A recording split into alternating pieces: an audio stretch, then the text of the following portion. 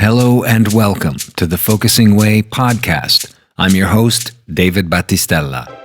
Please share this podcast with others as a way of introducing them to the people, themes, concepts, and beauty of focusing. Our website is thefocusingway.com. Follow us on Twitter at The Focusing Way. This podcast is available on iTunes and Stitcher. Our philosophy is simple: focusing for better living.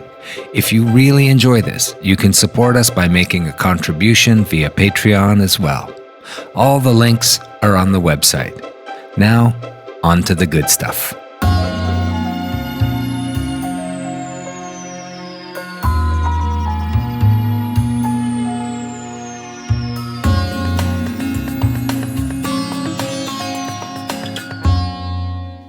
A wisdom tooth. Why wisdom? This past year, one little tooth extraction has provided me with more wisdom than you can imagine. It has placed challenges in patience before me. It provided me with physical challenges, and it has taught me a lot about long-term emotional healing and the psychological effects of long-term healing. Flash backward. In January of 2017, I went in to have a rather complicated wisdom tooth extraction. Yes, I had been told it would take some time to heal. And as I write this, I am not entirely through the healing process. But I have been able to use focusing in the past year to really look at things that were happening to me both physically and emotionally, as I have patiently waited for my jawbone and tissue to regrow and to find a new normal within my body. From a focusing standpoint, this led me to look at focusing in physical pain and reach out to those in the community who use focusing and work with people's physical bodies to promote healing.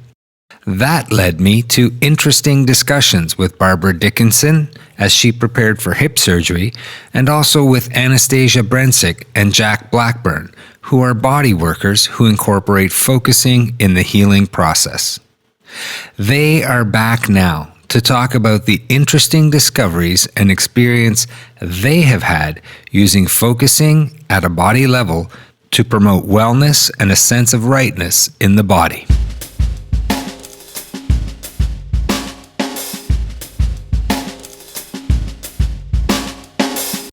And joining me now are body workers and counselors Anastasia Brencick and Jack Blackburn, who've been with us before. You may recognize them. I'd just like to welcome you both again back to the podcast.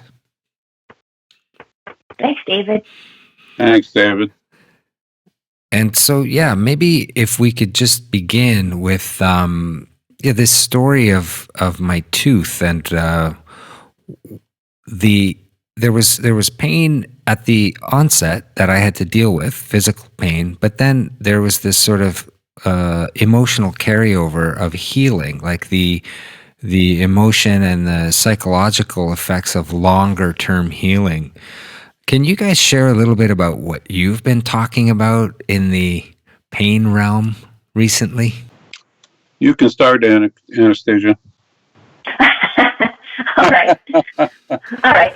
So here's what we know so far, and I'm gonna preface this by saying that at any time I'm saying something, whether you're listening right now as in the audience, or you, David, or even you, Jack, if there's anything that I say that leaves a sense of that doesn't make sense, or no, that's not my experience, or I don't know if I can agree to that or not, or with that, I'd like you to let that be with us, to email or contact me if you have something else to say, or of course say it right now, David or Jack, because that's where the juiciness lies. That's where we can not only learn more about the pain experience from each other, but also to find where the paradigm shift might be held.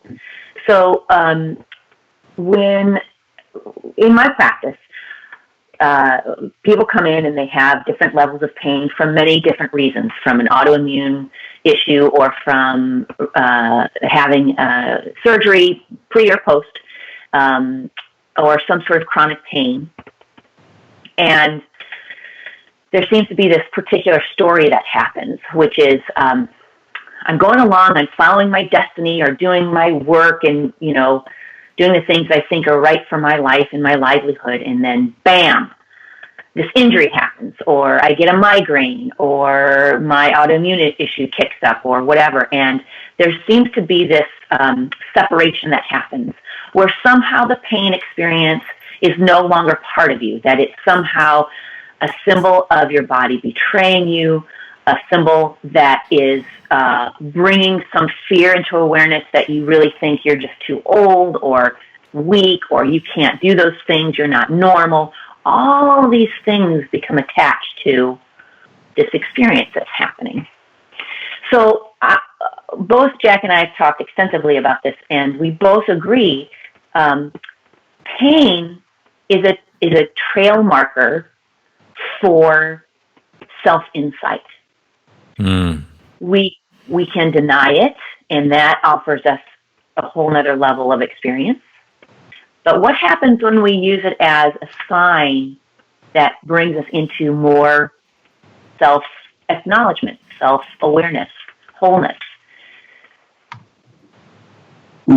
So, yeah. And I'll just add something that's going to sound also, you may want to email me if you have any questions about what I'm saying. But first of all, as I said to you, David, pain, in my experience, is very neutral. It's a signal. It's a body signal. It's very necessary. We're always adjusting ourselves because we get a slight pain signal in our body. What happens when pain seems like it's really bad is it's a really strong signal. So we choose either to pay attention to it or to suppress it in some way. In our modern age, we have many pain suppressants available, and but when they don't work, then we go and see Jack or Anastasia, or we go and see a medical practitioner because we want to get rid of the pain. And once again, it may sound kind of crazy, but the pain itself is really a very, very important signal and a very important experience if we pay attention to the pain. And that's where I think focusing can have great benefits. If we pay attention to the pain, we not only do we go into our story about the pain, but we go into the pain itself. And the pain itself opens like Anastasia was saying, a kind of, I will call it a doorway towards healing. Mm-hmm. And that is, there's something about just the objective experience of the pain and reporting that experience to ourselves and perhaps to a practitioner that opens just an amazing doorway. And I'll just add one thing about that. The more extreme the person has, the more extreme pain the person has, the wider that doorway can become. I've seen that so much in my practice. Yeah. So I just want to say that both email addresses will be in the blog post. If anybody wants to email questions to either Jack or Anastasia as you're listening, you might want to keep a little running list of questions, and the email addresses will be available on the blog posts for anyone who wants to send in a question and have it answered directly by either Jack or Anastasia. But I kind of, or both of you, exactly. Mm-hmm. Open that discussion, and I encourage that, and I know both of you would as well. I really liked, Jack, what you were just saying about using focusing as a doorway to healing. And I'm just wondering how you would bring that in, or how it ends up coming into play once a pain or a pain sensation in someone's body has been acknowledged and reported to you. Sure. Well, after I finished graduate school, I had the opportunity to interview a hand surgeon whose name was Dr. Paul Brand. He wrote a book called Pain, the Gift That Nobody Wants. And I was very curious when I saw the title. I read the book, and I was just blown away by the things that he discovered. He also was a researcher with Hansen's disease, and found out that the reason that people with leprosy have so many body worsening situations is because they don't feel pain. That was a discovery that was made kind of probably in the 1950s and early 60s. And so his philosophy really changed in terms of him working with clients and also him working with his own pain. And so what he said basically is, I learned to take people into their pain rather than out of their pain. And what he reported in his book was that every person that he worked with that way, that he wrote about in the book, made a really significant life change and very, very beneficial life change for themselves. Mm-hmm. So what? And I said that to him. That's what I realized. He said, "Yeah." He said, "If I had enough time left to write another book, that's exactly what I'd write in the book." Wow. About the fact that going into pain actually can be a very, very positive, life-changing situation. Yeah.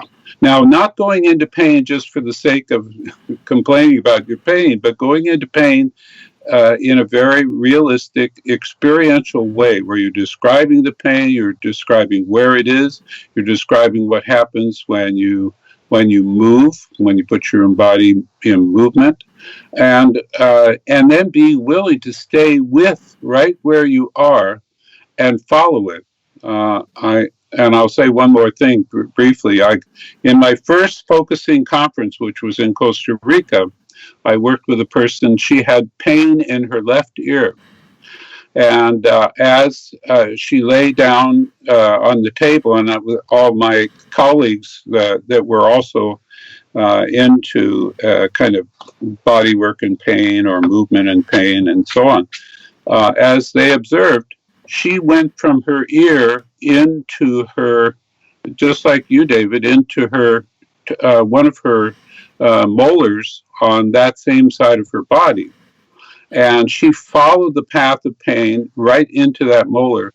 And when she got to the molar, her pain went away because she had actually, what she'd been following is the path of what's called the trigeminal nerve, which is the nerve that is used for that whole part from the ear down into the jaw. Mm-hmm. That whole part of the body. When she got to the tooth, which was probably where the problem originated, her pain went away. It's like she had learned what was really going on. Mm-hmm. It felt like an earache to her, but it was something totally different. So that's so interesting, and I completely relate to that, because in the process of my healing, I sort of started to feel, because the surgery was on my left jaw, right near my jawbone, I started to at some point experience headaches, and also I thought I needed eyeglasses at one point. And I had my eyes checked, so I was getting slightly blurry vision in one eye, and that sort of passed over a couple of probably a few week period, and then there was a move down into the body. So this whole reorganization that occurs after, in the body, how the body starts to reorganize its systems and itself when something when it's been assisted, in this case, when something's been taken out. So I totally relate to what you're saying there about that. But I just wanted to give Anastasia a chance to, what you were sort of describing, Jack, is kind of this sort of transformational experience of pain. Like pain, instead of it being an acute thing that needs to be resolved with any number of drugs or pills, that we can take a point of view of it going into that pain as a transformational experience to heal our lives on a different level, other than the acute nature of what people might present. Anastasia, was there anything you wanted to put in there after what you'd heard? Well, that, just a little bit, that there is this aspect of pain that is inviting us to know more about something.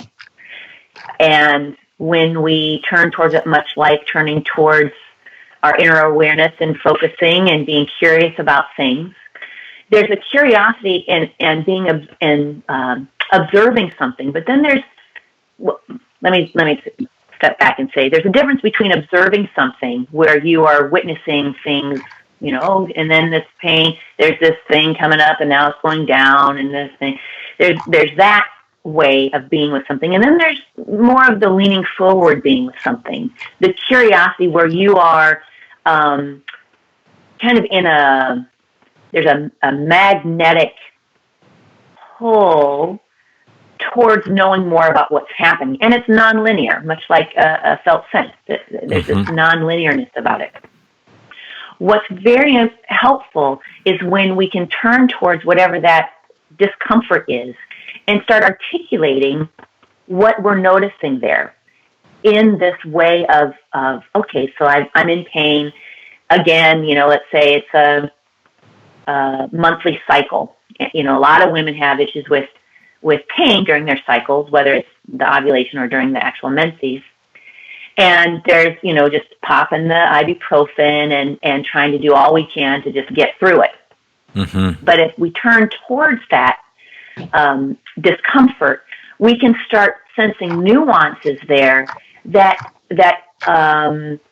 keep us awake and conscious to what wonderful things are happening. So there's this pull, there's this discomfort that can come with ovulation, let's say. If I only see it as pain, like I would see with everything else, then I would miss the opportunity to notice. Really, it's kind of it's really not quite a pain. It's actually kind of a pull and a draw, and then I notice some other sensations happening. It's just an open door to knowing our bodies. So like with you and your jaw pain, it sounds like you were able to sense inwardly with it to find out, well, actually, I'm noticing that there's some other events happening along with this jaw issue, the headaches and that kind of thing.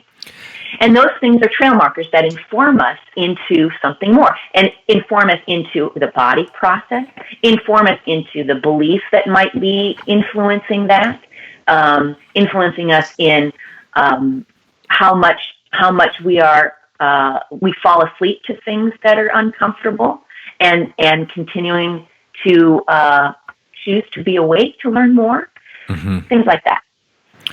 Yeah, I really like the way you put that about, taking this as something you turn toward and come into relationship with, and begin a relationship with that part of you, physical part, that is opening a little door, or it's like a little knock on the door saying, I'm here, follow me, or come and discover what I'm really trying to tell you. There can even be a playful and curious attitude about it, and it does. In my case, I think what I noticed is it eliminates a lot of the sort of the panic that normally goes with something. If you have a tendency to panic, if you've got some pain in the body or something, or the worry that can be associated with that kind of thing. Well, David, may I just interject real quick about that? Yeah. So it's something that I had mentioned in the first podcast that we did, it's contextual, isn't it? I mean, if I have a pinch on my arm, if it's my lover pinching my arm, that's a whole different context than if it was a scorpion. Yeah. And I have to turn towards it to know what it is, right? But I don't have to assume it's a scorpion. I can just go, oh, there's a pinch on my arm. That's really drawing my attention right now. Let me see what that is. Mm-hmm. Let me explore that. Yeah. Yeah, I think the key is to just come into that experience with some curiosity, like an oh hello kind of focusing moment where we can say, oh, I mean, one of my clients in the past presented with shoulder pain in her sort of scapula, and I just made the focusing suggestion to sort of just turn toward that and just say hello, acknowledge that it's there, and say hello to it and get to know it a little bit, And it was so interesting that it then started to move around. Like it was, not that week, but the next week it was like, yeah, the shoulder thing's gone. And this act of saying hello sort of softened it or loosened it, or, there was something being held in that part of the body, and just the relationship started to move it. But just let me be a little fly on the wall when you guys are having a conversation about this stuff, and the kinds of stories that you end up sharing or exchanging, or the kinds of discoveries you're finding, or the serendipity or the synchronicity, or what you're noticing with the people you're working with. Well, I'll maybe start and we can dialogue a little bit, Anastasia. One of the things that I noticed over the years is that, they're all related. First of all, that the body is designed to heal itself. We have many, many very complex systems in the body that deal with wounds, deal with infections, deal with bacterial problems, whatever it may be. Though they're designed to do that. And we have very little to do with that, except with our attitude. And one of the things that I've noticed is that when we just have pain, we actually deal with it, okay. But when we start catastrophizing or have fear in relation to that pain, we suffer. That our suffering is actually an application of fear along with the pain. Mm-hmm. Yeah, and that's what causes the big problem, not the pain itself. The pain, once again, if we recognize the pain's a necessary signal, the body's doing exactly what it should do. If we didn't have that signal, we'd be in big trouble. Yeah. So that's how I would start it out. Is that, and I'll just say one more thing: the body heals itself, but the mind is not set up to do that. Because we're using our mind for many things, including holding on to stories from the past that say something about when you experience pain, there's something wrong with you. There's something going on, and you can blame it on your body, or you can blame it on your guilt, or you can blame it on, somebody else did something to me, and that's why I'm carrying this pain in my body. A lot of those kinds of associations that go on. So there we go. Mm-hmm. I want to say, too, that when I am carrying a particular issue, let's say I have chronic fatigue syndrome or fibro or something like that, some autoimmune issue, my experience is going to be different than someone else's. And we know that for sure with things like chronic fatigue and fibromyalgia. There's some general ways in which we know that we can, quote unquote, diagnose that, or a doctor can diagnose that. But really, it presents so differently in people. And I want to say, with any pain that one experiences, we have to realize that it is uniquely your your conversation, your dialogue, that will inform you and therefore your healing practitioners how we can offer the potential for it to move into resolution. And what I mean by resolution is when body, mind, spirit are all together. No one has been severed off for the sake of moving forward, that we come together as a whole and move as one. And when that happens, it's less important that we may have discomfort in our lives. Therefore, getting rid of the pain isn't the goal. That often happens as a result of it, but it's not the goal. And it's funny because when we make it the goal, it ends up feeling like it's not being heard. Yeah. Like, well, you just want me to go away, like a sister that's whining at you a lot, or a child or something. Oh, you just want me to go away. You don't really want to know that I really have something to tell you because this is really important. Yeah, and often whatever you're going to discover from that is a massive opportunity for growth. Yeah, and I would imagine if I'm sitting here listening to us talking about this and I am suffering from pain and I can't walk without a cane and I can't work anymore, I might be really having a hard time listening to this. And I want to say I get it. This is really hard to know how to be with pain. And I know that medications can be somewhat helpful, but oftentimes it's not. It doesn't really do much. It's not bringing us to the place that we feel relief. And relief may be in having the pain experience dampened down a bit, but relief comes in so many other forms too. And for me, that includes knowledge. When I was giving birth to my son, when I knew that the labor pains actually would go up for a time and then go back down, and then go up for a time and go back down, and the time that it would be was like, I can't remember, 30 seconds or a minute or something like that. I knew I could hold on to that threshold for that long because I knew it was going to come down again. That was great. To know that was such a gift because I could ride that and I could be present and I didn't have to use medications because I knew that discomfort wasn't really what I would call pain. It was something else. Now, a lot of us call it, a lot of other women call it pain, but that's not what I would call mine. So, what would you call it? Oh,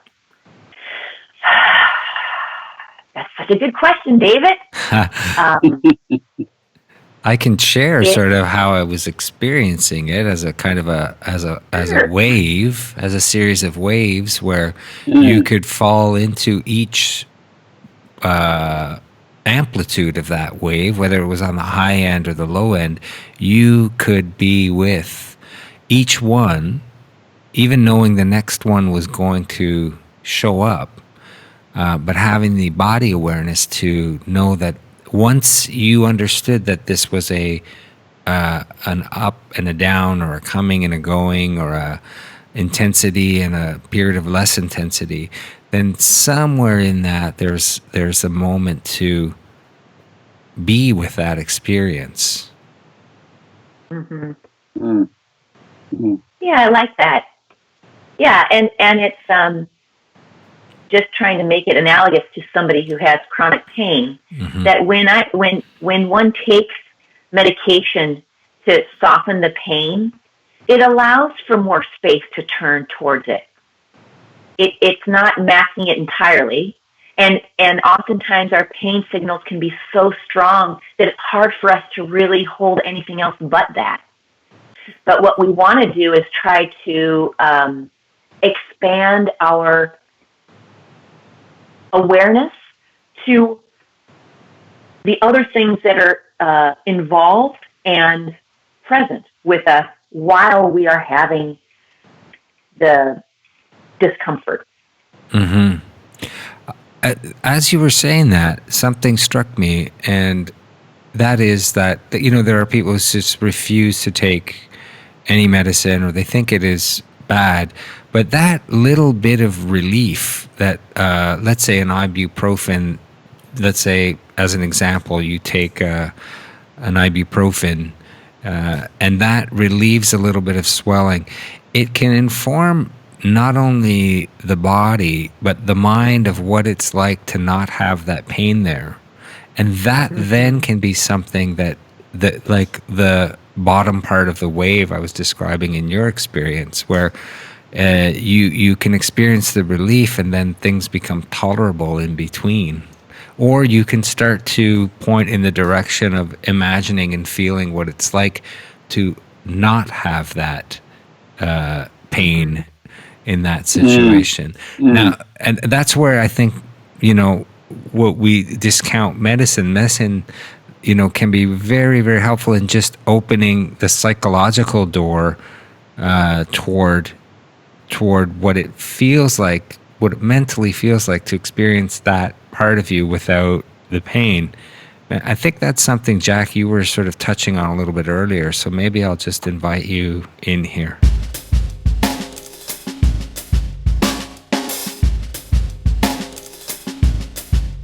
Part 2 of this interview is coming soon. Subscribe to the Focusing Way website to be notified.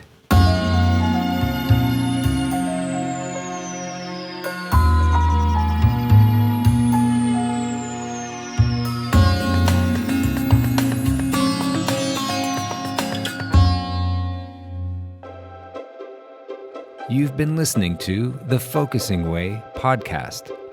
Our podcast is available on iTunes and Stitcher. For links and to subscribe, visit our website at thefocusingway.com. Follow us on Twitter at thefocusingway.